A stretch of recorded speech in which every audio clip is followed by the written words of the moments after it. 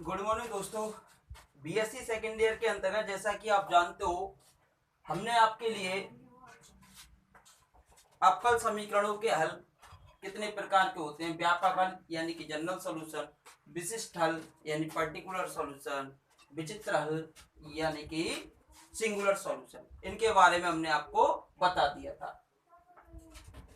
साथ ही हमने अवकल समीकरण की कोटि और घात यानी ऑर्डर ऑफ डिग्री के बारे में भी हमने आपको बता दिया था।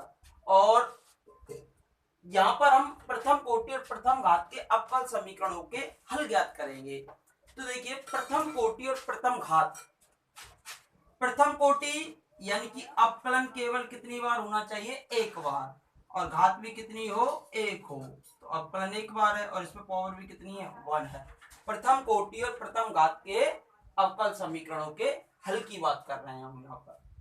तो देखिए, प्रथम कोटि और प्रथम घात के अवकल समीकरणों के हल के लिए पहली जो विधि होती है, पहली विधि होती है आपकी चरों का पृथक्करण, सेपरेशन ऑफ वेरिएबल।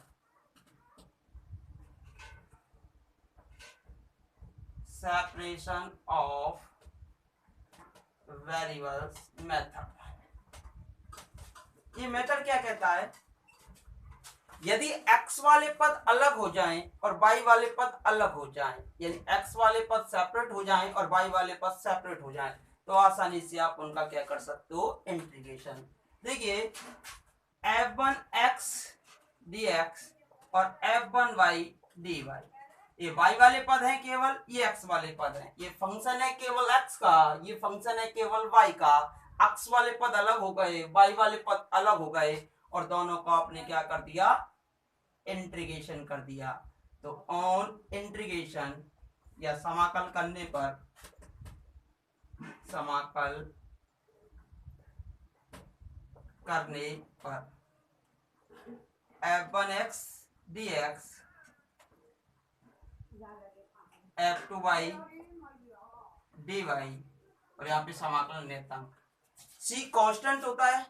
कांस्टेंट को आप कहीं भी यूज कर सकते हो, वो आप पे डिपेंड करता है आपने कांस्टेंट की पोजीशन कहाँ पे मानी है, कहीं भी आप मान सकते हो। ठीक है भाई।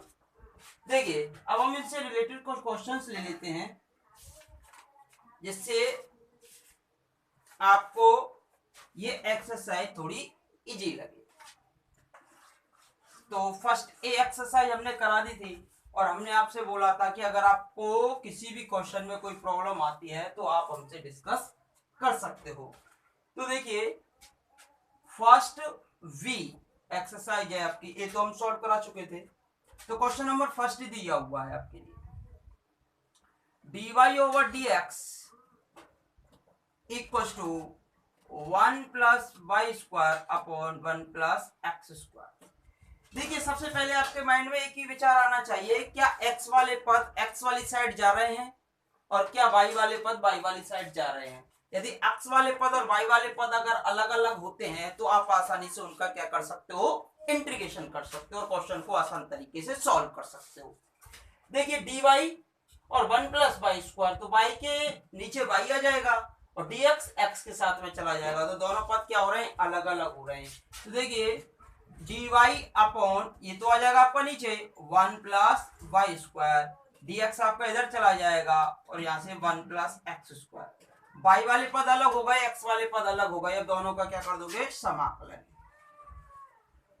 समाकलन करने पर तो dy upon 1 plus Y square equal to dx upon 1 plus x square, dy upon 1 plus Y square और equal to dx upon 1 plus x square. इस प्रकार आप इसका क्या कर सकते हो? आसान तरीके से इंटीग्रेशन कर सकते हो। अब देखिए, आपने फॉर्मूला पढ़ा होगा 1 अपॉन ए स्क्वायर प्लस एक्स स्क्वायर का इंटीग्रेशन कितना होता है? tan इनवर्स x अपॉन ए। इसी प्रकार इसका कितना हो जाएगा? tan inverse y, tan inverse x, tan inverse y। और सुविधा के लिए, जब ये भी tan इनवर्स में है, ये भी tan इनवर्स में है, तो सुविधा के लिए आप चाहो तो कांस्टेंट को किस में ले सकते हो? tan इनवर्स में ही ले सकते हो। कांस्टेंट को किस में ले सकते हो? tan इनवर्स c में। और अदरवाइज यहाँ भी आंसर छोड़ते हो तो ये भी आपका आंसर बिल्कुल राइट होता है। अगर वो कहता है कि इसके अकॉर्डिंग इसे प्रूव करके दिखाइए, तब आपको सॉल्व करना होता है, अदरवाइज आपका आंसर यहाँ तक ही ठीक होता है। अगर आगे भी सॉल्व करना चाहते हो तो tan inverse x minus tan inverse y equal to tan inverse c। tan inverse a minus tan inverse b का फॉर्मूला क्या होता है भाई? tan inverse a minus b और 1 plus a b equal to tan inverse c। tan से tan cancel, तो यहां से क्या आ जाएगा x minus y equal to 1 plus x y into c. और सॉल्व करना चाहो तो कर लीजिए, अदरवाइज यहीं छोड़ दीजिए। जो कि दिए हुए अवकल समीकरण का अविष्ट है, जो कि दिए हुए अवकल समीकरण का अविष्ट है, which is the required solution of the given differential equation, जो कि दिए हुए अवकल समीकरण का अविष्ट है। चाहे तो यहाँ छोड़ दीजिए, चाहे यहाँ छोड़ दीजिए, चाहे आप यहाँ पर सी मान लीजिए, तीनों आंसर आपके राइट माने जाते हैं। क्यों? क्योंकि वो कांस्टेंट पे डिपेंड करता है कि आपने कांस्टेंट माना क्या है।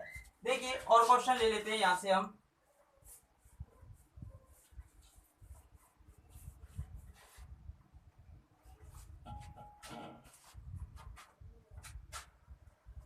दूसरा question, 1 minus X D Y 3 plus Y D X equal to 0। देखिए वाई वाले पद अलग हो जाएंगे, एक्स वाले पद अलग हो जाएंगे।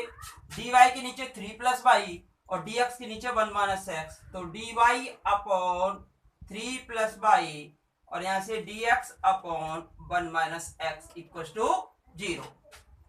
इसका बताइए भाई, इसका इंटीग्रेशन ऑन इंटीग्रेशन कर दीजिए। इसका इंटीग्रेशन कितना होगा? 1 अपॉन एक्स का कितना होता है? तो इसका कितना हो जाएगा? log y plus 3। इसका कितना हो जाएगा? log 1 माइनस एक्स, फिर अंदर का करोगे माइनस माइनस प्लस, और समाकलन नियतांक भी आप किसमें मान सकते हो? भले ही log में मान सकते हो, तो log c। तो log m minus n, log m upon n, 1 minus x log, और एक कितना हो गया? log c। log से log हट जाएगा तो y plus 3 upon 1 minus x equal to c, तो y plus 3 equal to c 1 minus x, जो कि दिए हुए अवकल समीकरण का क्या है? अविष्ट हल है, which is the required solution of the given differential equation. इस प्रकार आप इस क्वेश्चन को सॉल्व कर सकते। ये नहीं कि आप आंसर बुक से मैच कराना चाहो तो बुक से भी मैच कर सकता है, वो कांस्टेंट पे डिपेंड करता है। कुछ भी मान लीजिए, उसके अकॉर्डिंग आप आंसर को अरेंज कर सकते हो। जैसे कि नेक्स्ट क्वेश्चन और ले लेते हैं हम, एक दो क्वेश्चंस, इससे आपको भी आसानी रहे।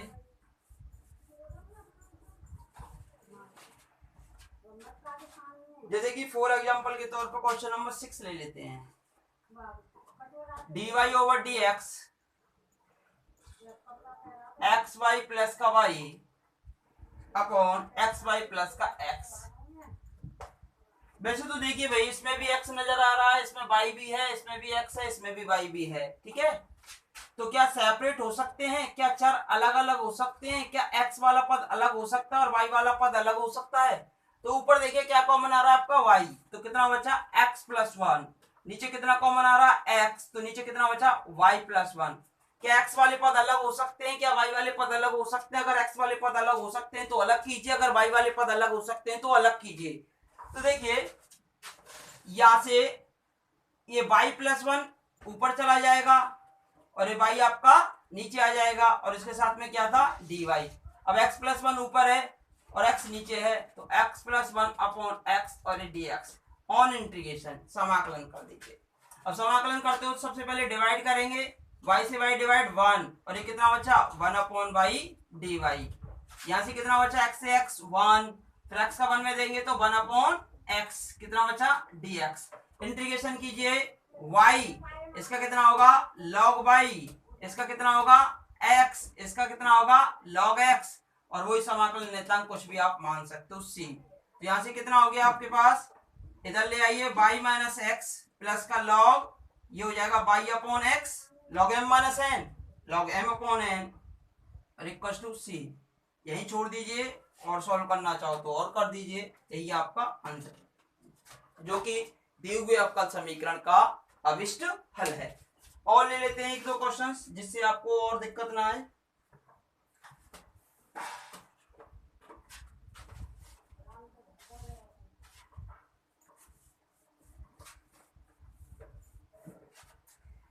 देखिए next question, question number 7, dy over dx equal to e की power x plus Y plus x square e की पावर वाई। देखिए घातांक का नियम आप जानते हो। देखिए कॉमन बताओ कितना आएगा, e की पावर वाई, e की पावर वाई यहां पर भी है तो e की पावर वाई आपका कॉमन, यहां से क्या बचेगा आपका e की पावर x और यहां से कितना बचेगा एक्स स्क्वायर। अब x के साथ में x वाले पद और y के साथ में y वाले पद, तो e की पावर y का डिवाइड कर दीजिए, e की पावर y e की पावर x प्लस का एक्स स्क्वायर dx आपका इधर चला जाएगा। ऑन इंटीग्रेशन समाकलन करने पर, समाकलन कीजिए भाई इसका। जब आप समाकलन करोगे e की पावर y आपको ऊपर चला जाएगा, ex प्लस का एक्स स्क्वायर dx। इसका इंटीग्रेशन कितना होगा बोलो भाई, ये हो जाएगा माइनस e की पावर माइनस वाई, इसका इंटीग्रेशन e की पावर x, इसका इंटीग्रेशन x क्यूब अपॉन 3, और यही आप क्या यूज कर सकते हो, समाकलन नेतांक c कहीं भी यूज कर सकते हो। तो e की पावर x प्लस के e की power minus Y X cube बटे 3 इक्वल टू c, कहीं भी यूज कर सकते हो, माइनस में c डैश वगैरह जो भी आप चाहो आप यूज कर सकते हो। तो ex प्लस e की power minus Y plus X cube upon 3 equal to c, जो कि दिए हुए अवकल समीकरण का अविष्ट हल है। देखिए और ले लेते हैं हम एक आध क्वेश्चन।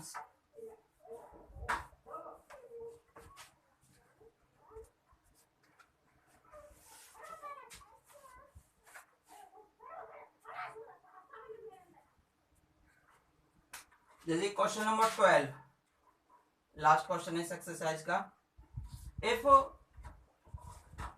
यदि dy over dx equal to e की पावर x प्लस वाई, तथा दिया हुआ है कि तथा x बराबर 1 पर y बराबर 1, तब y का मान ज्ञात कीजिए। Find the value of y का मान ज्ञात कीजिए जबकि x इक्वल टू -1, जबकि x इक्वल टू कितना दिया हुआ है, -1 दिया हुआ है। हमने आपको कुछ याद आ रहा हो तो हमने आपके लिए बताया था अवकल समीकरण की कोटि के बराबर दिए हुए अवकल समीकरण में, दिए हुए अवकल समीकरण के व्यापक हल में स्वेच्छाचर उपस्थित होते हैं। अब अवकल समीकरण की कोटि कितनी है, एक, तो स्वेच्छाचर कितने आएंगे, एक ही आएगा c, और c की कुछ पर्टिकुलर वैल्यूओं पर अगर हम c की वैल्यू निकालना चाहते हैं तो कुछ पर्टिकुलर मान के लिए c का मान फाइंड किया जा सकता है। तो जैसे कुछ पर्टिकुलर मान, कुछ विशेष मान दिए हुए कि x बराबर 1 पर y बराबर 1, तो x बराबर 1 पर y बराबर 1 रखकर हम c की वैल्यू फाइंड कर लेते हैं, और c की वैल्यू फाइंड करने के बाद हमें एक विशिष्ट हल प्राप्त हो जाएगा, और विशिष्ट हल में हमें y का मान ज्ञात करना, जबकि x बराबर कितना दिया हुआ है आपका -1 दिया हुआ है। तो देखिए सॉल्यूशन में सबसे पहले तो हमें इसे सॉल्व भी करना होगा। दिया हुआ अवकल समीकरण है, दिया हुआ अवकल समीकरण है dy over dx equal to e की पावर x प्लस वाई। इधर y वाली टर्म आ जाएगी e की पावर y, उधर e की पावर x dx। इंटीग्रेशन कर दीजिए, इसका इंटीग्रेशन होगा e की पावर माइनस वाई, इसका होगा e की पावर x, और समाकल नेतांक कहीं भी आप यूज कर सकते हो। ठीक है भाई। इक्वेशन नंबर फर्स्ट, x बराबर 1 पर क्या दिया है भाई, x बराबर 1 पर y बराबर 1, तो रख दीजिए इनवर्स e की पावर 1 c। ठीक है। इक्वेशन नंबर 2, यहां से c की वैल्यू कितनी आएगी भाई, तो c इक्वल टू हो गया माइनस e इनवर्स और माइनस का e। मान कहाँ रखेंगे, मान 1 में रखने पर, मान 1 में रखने पर e की पावर माइनस वाई e की power x minus e inverse minus का e। इक्वेशन नंबर 2, ये आ गया हमारे पास विशिष्ट हल। क्या आ गया भाई, विशिष्ट हल। अब क्या कह रहा है वो आपसे, x बराबर -1 पर y का मान ज्ञात कीजिए। तो x बराबर -1 पर x बराबर -1 पर। अब x बराबर -1 रख दीजिए इक्वेशन नंबर 2 में, तो y का मान आप निकाल लोगे। x बराबर -1 रिप्लेस कीजिए, माइनस e की पावर -y बराबर x बराबर -1 माइनस e की पावर -1 और माइनस का e, इससे ये कैंसिल हो जाएगा। e की power -y equal to e की पावर 1 बच रहा है आपका, माइनस से माइनस कैंसिल, e की power -y equal to e की पावर 1। तो y की वैल्यू कितनी हो गई भाई बताइए, y इक्वल टू -1। यही आपका सॉल्यूशन हो जाएगा। तो y इक्वल टू कितना आ जाएगा, x इक्वल टू -1 पर y इक्वल टू -1। इसी प्रकार एक्सरसाइज सेकंड वीक के आप फर्स्ट वीक के आप सभी क्वेश्चन सॉल्व कर सकते हो। लास्ट क्वेश्चन था, अगर फिर भी आपको कोई क्वेश्चन में प्रॉब्लम आती है तो आप हमसे डिस्कस कर सकते हो। नेक्स्ट वीडियो के लिए जब हम आपके लिए लाएंगे तो वहां पर हम आपको समघात अवकल समीकरण कराएंगे। फिर नेक्स्ट वीडियो में समघात में समान वाले समीकरण। धन्यवाद।